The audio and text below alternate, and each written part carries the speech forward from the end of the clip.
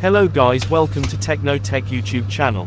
In this video, we're going to show you how to replace the paper feed rollers on the Kyocera TASKalfa 2552ci, 4052ci, 5053ci, 6054ci printers.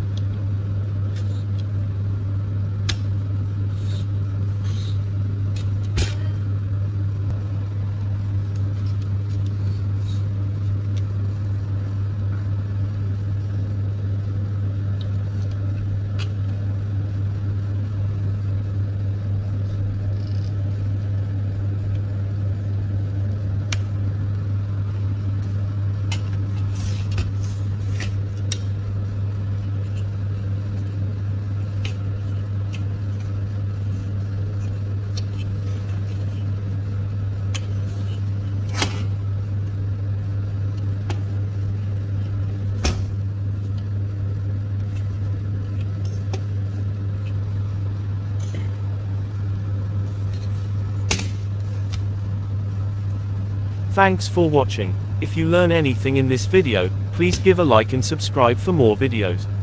If you have any questions, just pin a comment.